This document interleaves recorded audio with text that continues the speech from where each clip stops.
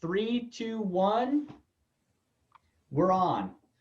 So this is Dean Tedder with the Two Party Podcast. I'm on here with Lois Hollis, and she's got an amazing story to tell us and talk about. And I really encourage our audience to deeply listen to this one. She's got so much to bring to the table today about guilt and shame, and she's written a book. She's working on a film that I believe is already out.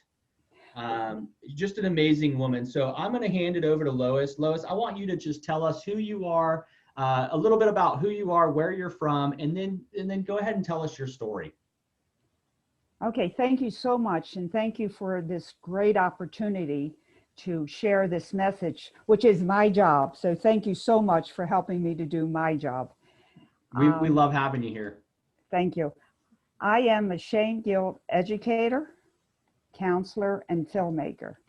And then I always hear, well, we never heard about that one before. You have to change your category. And I said, I can't change my category because that's what I do. Well, we don't talk about shame and guilt because it doesn't exist. And it makes people uncomfortable. So we talk about happiness and joy and being positive and loving each other. And I said, I'm all for that. But if you don't get rid of the shame and guilt, you'll never get to the loving. And They go, oh. And I said, well, there's another way of looking at it. If you don't know your enemy, how are you going to defeat it? Yep. So that's who I am.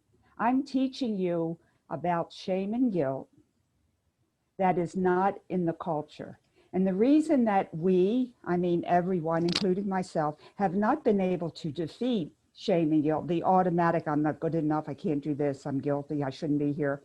That program within all of us is because we did not get the right information from psychiatrists, psychology, and our culture advocates shaming and guilt behavior. Mm-hmm. So it's not your fault that you are not achieving what you want, that you also feel depressed, you feel anxious, you feel fearful.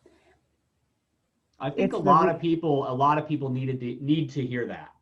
Yes. They need to understand and know that it's not their fault. It's not their fault. It's not your mother's fault either. Right. And that's the other one, is where people pass the blame or pass the buck, or they remain in a place where pointing the finger at someone else is easier than looking inward.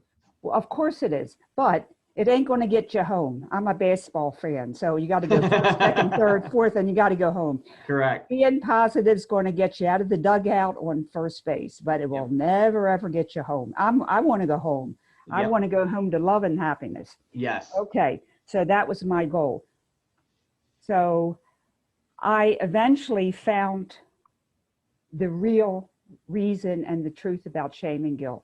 Divinely inspired. That's a whole show in itself. But I need to tell you that I am blessed to give this message out to people.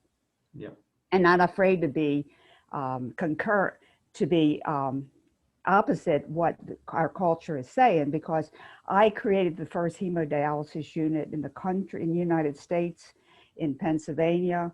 I've done a lot of firsts in my life. So it's not unusual for me to do something first, because that's just who I am. Mm-hmm. Okay, so once I decided that shame and guilt were the problems within my life, I was so excited because I didn't have to go to therapy for depression. I didn't have to go to therapy for anxiety. I didn't have to do special sayings, special meditation, special mind games to get rid of my fears. I didn't have to read a long course. I didn't have to do this stuff because I know it only got to first base, because that's every place I've always got is first base. And I was tired of sitting on first base. Yep. I wanted to get home. So I was infused with this information and I healed. Okay, I had some physical chiropractic and other healing people to help me, and nutrition and juicing, and you got to do the whole thing. Yeah. But the main part was the emotional aspect of shame guilt. Yeah. You know, Once, and you have to, like you just said, you had other aspects that you had to work on as well. And I think that's an important thing that the audience needs to remember is while you're working on your internal, your emotional, your spiritual, you also have to take care of yourself on the physical as well. It all balances each other out. yeah, if you could kind of think of a wheel, Yep, and you're the hub, okay? yep, And one spoke is nutrition, one spoke is your thoughts, your mind, one spoke is healing, either, massage or chiropractic or energy work. Yeah, there's so much out there. And spiritual, your mm-hmm, soul. yep, So you got to do all of them. But interesting that shame and guilt is the key to everything, because unbeknownst to us is that shame and guilt are the same. mm-hmm, Okay. yep, Shame is in the unconscious mind that goes at night saying you're no good and you're no good and you're not good enough. And you have this tape inside of you. Why? mm-hmm. Because you got it from the culture. You got it from the religion. And if you didn't get it from religion, you got it from the school. If you didn't get it from the school, you got it from your parents. It's from And like if you had society, it's perfect, kind of a society thing and an environmental thing. yeah. And if your parents didn't give it to you, you had perfect parents, your friends gave it to you. Right. So you couldn't escape it. So it's not anyone's fault. It's shame, guilt is the fault of Yep. your problems today. Shame and guilt is not an emotion. What it is an energy that activates emotions. It turns positive emotions into negative emotions. Let's say if you have compassion and you have shame and guilt on that emotion, it turns to depression. That's pretty deep. I've honestly never looked at it that way. I've always thought of guilt as I feel guilty, like a feeling. Yes, but Um, it activated that feeling. So, right, right. okay, And so so the way you're explaining it, it makes a lot more sense because I've always again thought of it as a feeling when you're saying it's not. it's outs I it's can grasp that. outside of you. It's Hmm. shame, guilt. Okay, shame's in the unconscious and guilt is in the conscious mind. Which makes a lot of sense. And you hear a lot with addiction counseling. You hear a lot of addicts. Some of the base that they're surrounding their addiction in is guilt and fear, as well as the shame. Okay, fear is shame. Hmm. Okay, all negativity is shame, guilt. Okay, so I need to backtrack. Shame and guilt are the same energy. I call it shame guilt. Yep. I don't call it shame. Now, our culture says, most people say, shame is bad and guilt is good. Right. We need guilt to be responsible. We need guilt to be moral. Well, I invite us, our culture, to step up and say, I want to help my friend move, not because I'll feel guilty that I didn't help him, but because I love him and it's the right thing to do. Right. We have to up our game. Hmm. Don't do things out of guilt. Do things that it's the right thing to do. Yeah. Out of compassion and caring. Yeah. I just want to help my friend. No, that's not something I want to do because that doesn't affect this and this and this. So you can say no to stuff, but that's another Yep. story. Yeah. There So doesn't shame, have to be strings attached to just yeah, doing something good. you just do it right. Life is very simple. We have gotten it complicated. Anyway, Yep. shame, guilt is an energy. Hmm. Okay. It's outside of us. Anything that's outside of us, we can get rid of. Which is great. Hello. No, I'm so excited. Yep. But the problem was 15 years ago when I had this wonderful breakthrough, I wanted to shout it to the world. Hmm.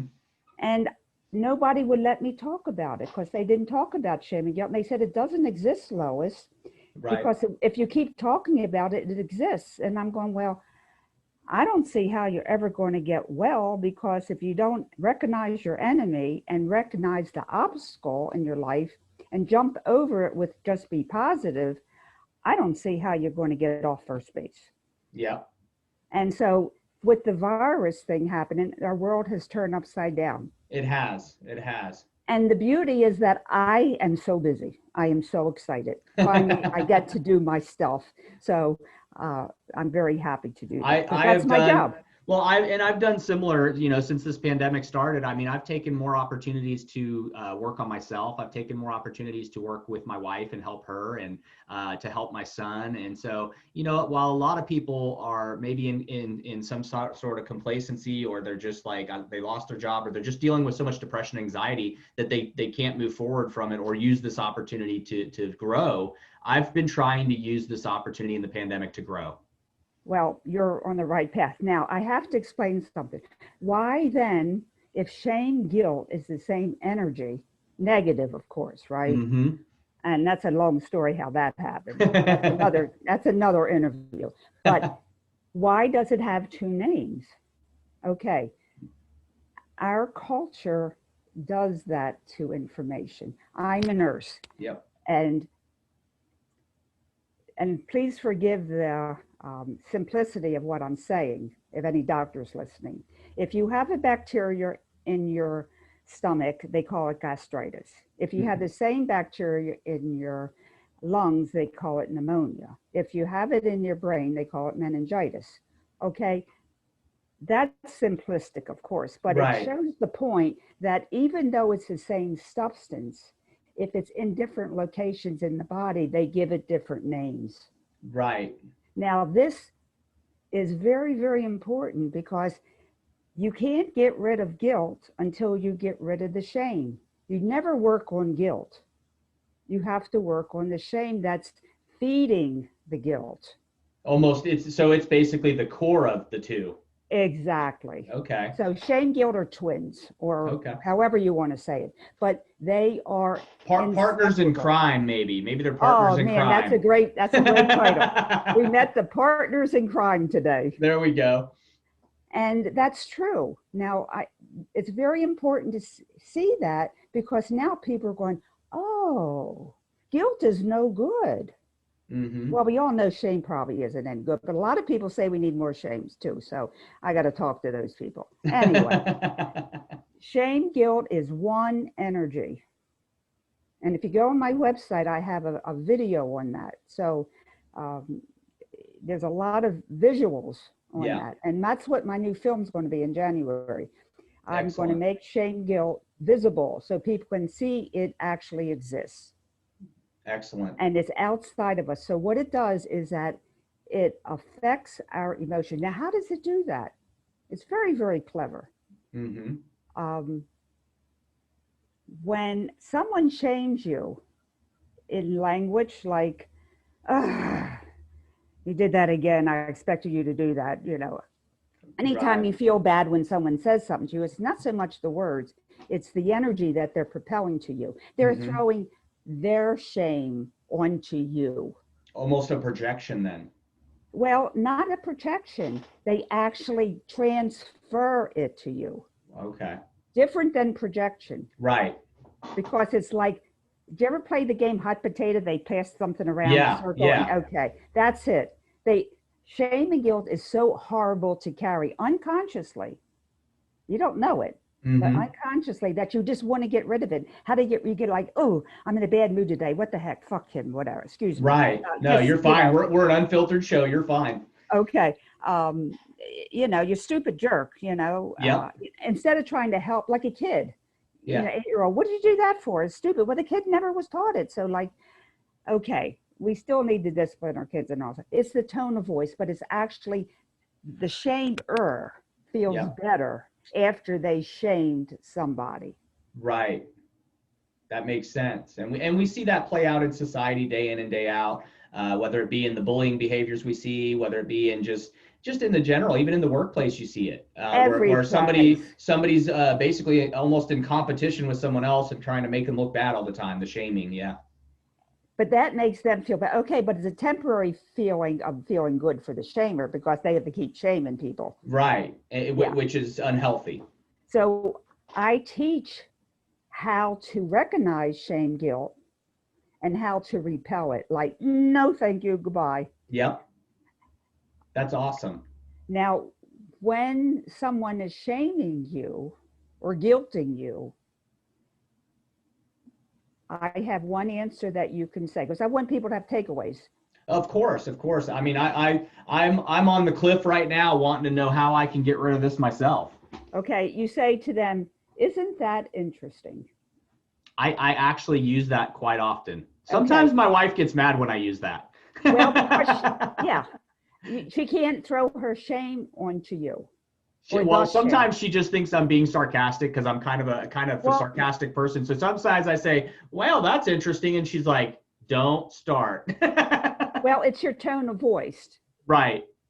So, well, that's interesting. Yes. Or you could say, that's interesting. Say it without punch. Right. And what does that do by using that term? How have you found that works? It repels it because you don't take it. Now, when you start arguing with somebody, it's always a waste of time. Yeah. What it is that you're getting the shame and then you throw the shame back again. It's the shame game. Okay. So you're playing hot potato with the shame then? With the person. And it will never, I never do couple counseling because it's ridiculous. You got to fix yourself, then you come together. But anyway, that's another story. Yep. I have a feeling I'm going to have you back on more often. Well, that's okay.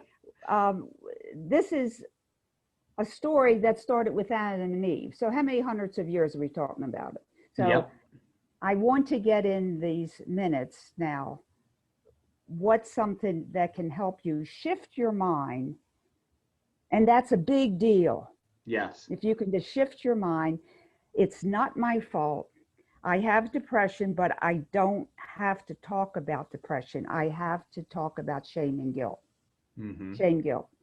Always put it back to shame, guilt. Never, ever, ever say my shame or my guilt. Never own it. Right. And that would make it harder to get rid of. Well, yeah, you're like calling it, come on, screw me more. You know, right. Like you want it to hang out with you. Yeah. Yeah. Never. So we shouldn't own it, and we should definitely call it out and repel it. Yes. But, you know, we're just talking topics here. Yep. But that's enough to change the consciousness of people. And yes, your mother or your father or your brother or your sister or your teacher or your priest shamed you, but it's not their fault. It's because they were taught to shame you. Mm-hmm. I mean, the person there is good, but it's the shame they're throwing at them, and they don't know what we know today. Right. Well, hopefully my audience can detect that now, hearing you explain it. So that's number one. Don't get more shameful because your positivity hasn't worked 100%. Because I'm telling you, it won't. And you cannot get rid of the guilt that you've been hitting and cursing and swearing about, because you have to find the shame in your childhood that activated that guilt. And we can do that. That's what I do. That's what I help people. I help them to find the shame that they encountered sometime in their life. And you have to find, like you cleaning your house. How do you clean your house? You got to pick up the stuff to throw it away. You got to identify it to find what's trash and get rid of it. Yeah, and then you can release it. You cannot say, I release all the shame, guilt in my life. Well, you know what? If that worked, we'd all be saints. Hey, I would love it if that was that easy. And if it was, we wouldn't be talking. Right? So tell us, what's the next step that we would want to try to start working on? Okay, I want people to rephrase their speech. A lot of times people say, oh, it's such a shame. It's raining today. I can't have my barbecue. Don't use the word shame. It's sad. It's unfortunate. It's stupid.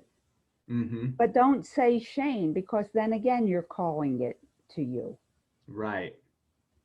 See how unconscious it is? Yeah. I mean, it's something as simple as our own words that we're just ingrained to use, or maybe it got in a bad habit of using that word. No, we were taught to use those words. Okay. Yeah. It's not our fault. Yep. It's our fault if we don't fix it. Right. Yeah, definitely. But it's not our fault that we're all in this trouble. but it's our fault if we don't try to get out of it. Yep. Okay. So be aware of the use of shame in your vocabulary. Oh, it's such a shame that I flunked the exam. Well, it's not shame, it's sad and it's unfortunate, but it's, don't use the word shame. Yeah. And interesting, you'll find people using that so much and you go, that's really stupid to use that word there. But you don't tell them that, you know. Yeah. Well, not unless you want to hurt their feelings. Yeah. So that's one way to stop. So there's three things. One, you have to learn shame guilt behaviors because we were not taught that. Yep. So you have to recognize them. You have to recognize it.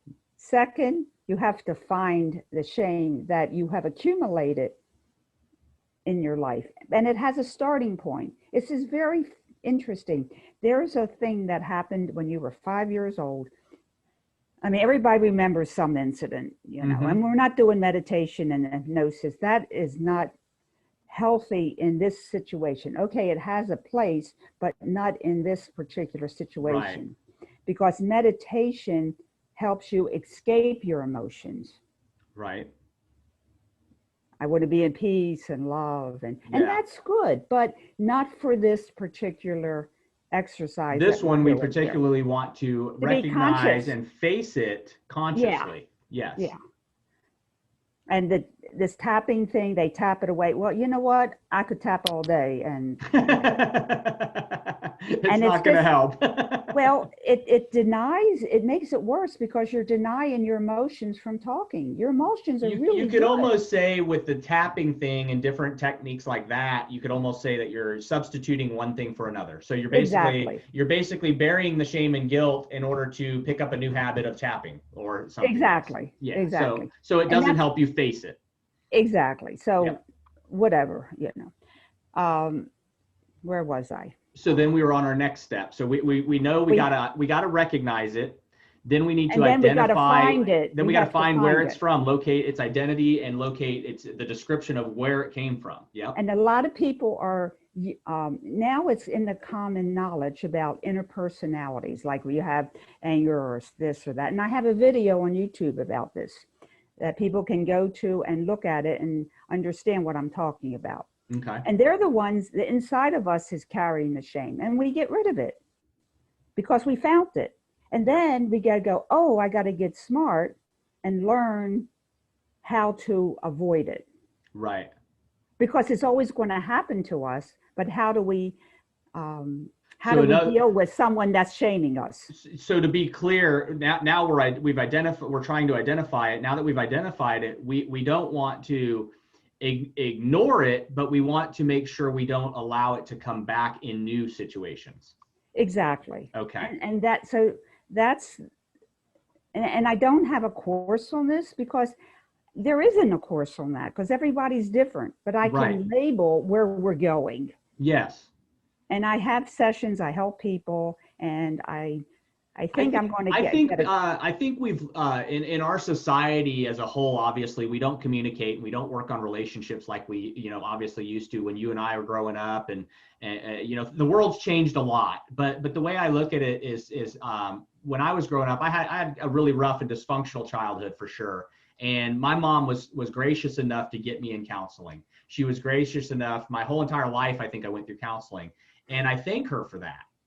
Because it helped me learn different coping skills, and it also helped me work through the things that I was having issues with. But what was the most important to me about counseling, which I think kind of touches on where we're going with this conversation, is talk therapy.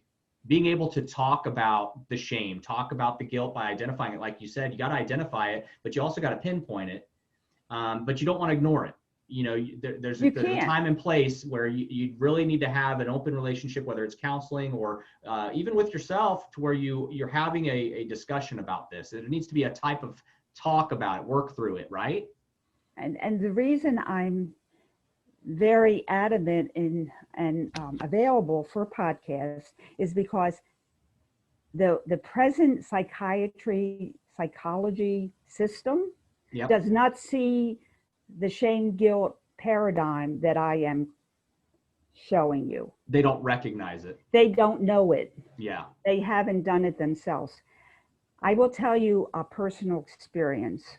I went to counseling many years because I was suicidal, I was depressed. Well, that's what and it helped me.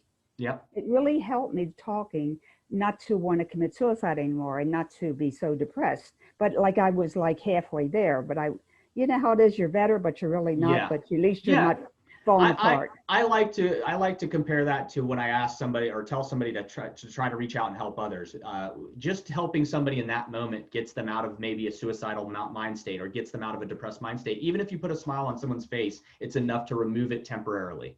Exactly. So that's where I was. Yep. And every time, and I wanted more, so I stayed with therapy. And it's an hour, and I would talk, and then it takes a while to get to the shame guilt part inside of you. It isn't like, oh, hi, it takes about 40 minutes or half an hour to get to that moment.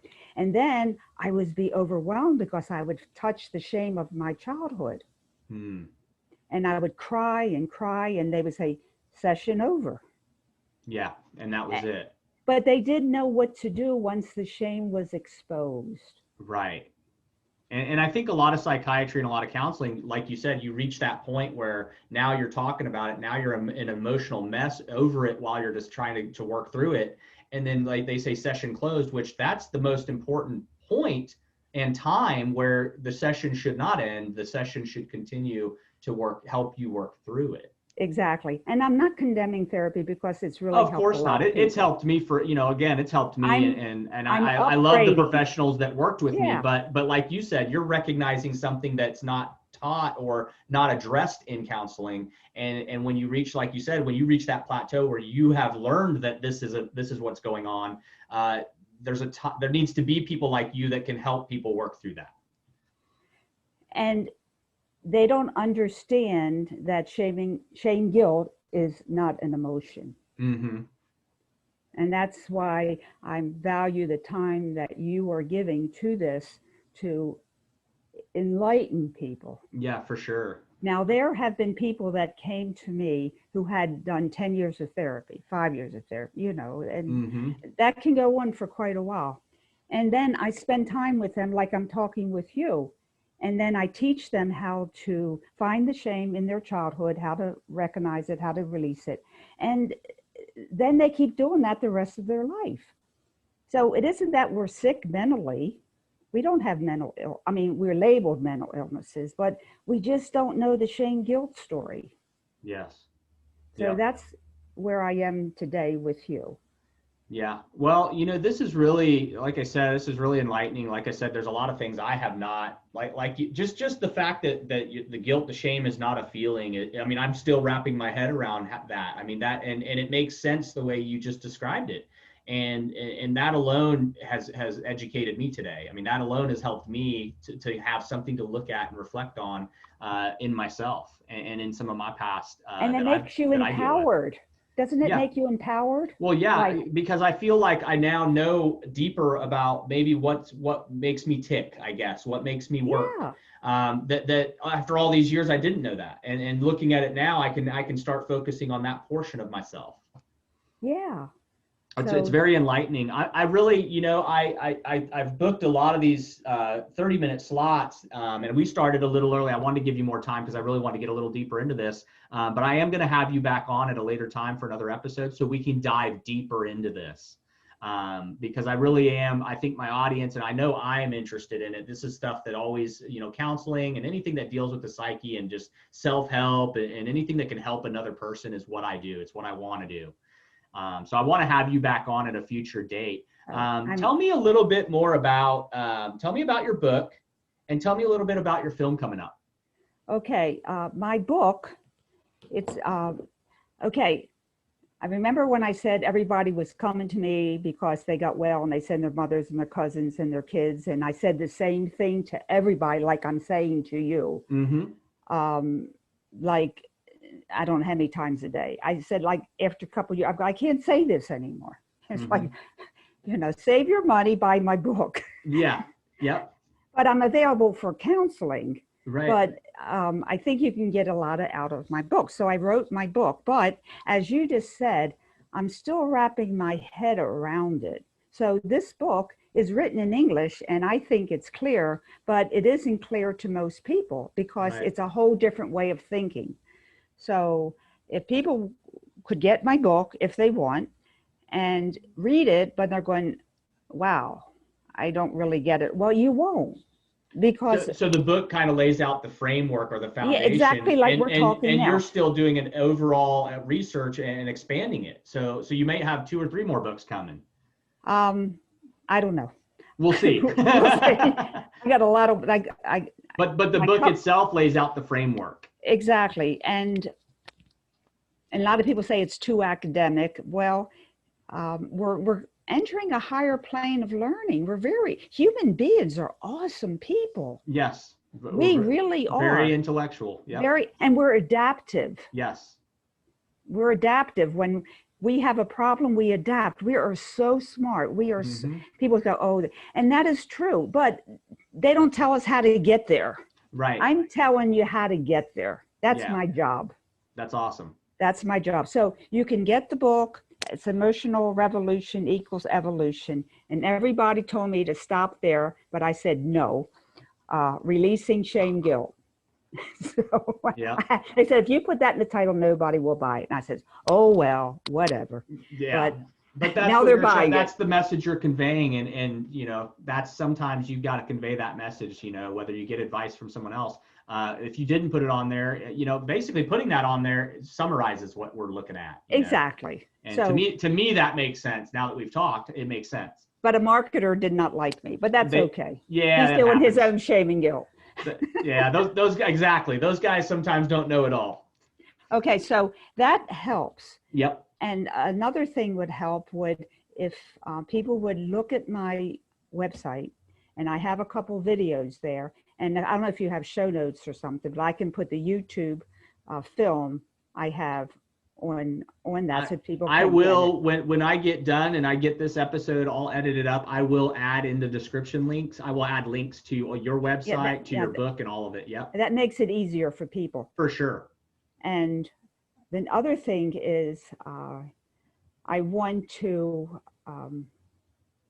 tell people that they need to keep like a journal or a diary. Journaling is very healthy. It's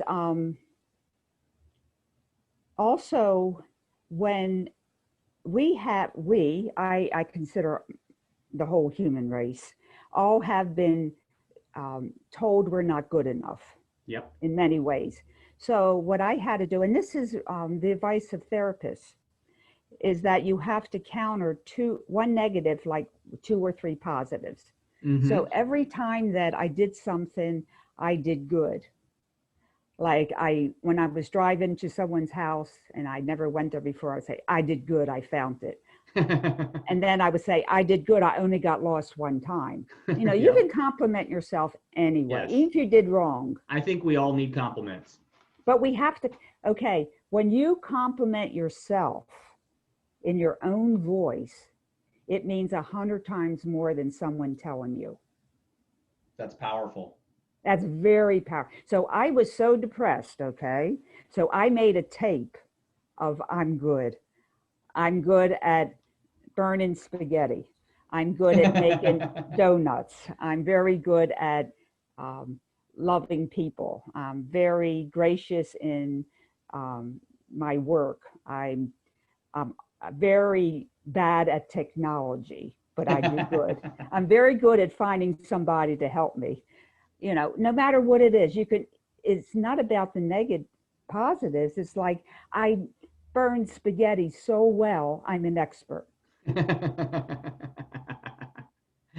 I think I've been an expert many a times on a lot of meals I've cooked. But you don't look at it as a negative. You look like that's who I am, and I don't do some tech stuff because I'm very good at making a mistake with it. It's interesting you bring that up because I just had a discussion with the guest just before you, and we just talked about I am one of those people when I look in the mirror, and it's taken me many years to get to this point, but when I look in the mirror, I look at all of my nobody's perfect, but I look at myself in all of what I consider my perfection, which is my imperfection. So when I look in the mirror, going along with what you said about complimenting, when I look in the mirror, I see myself nowadays versus how I used to look at myself.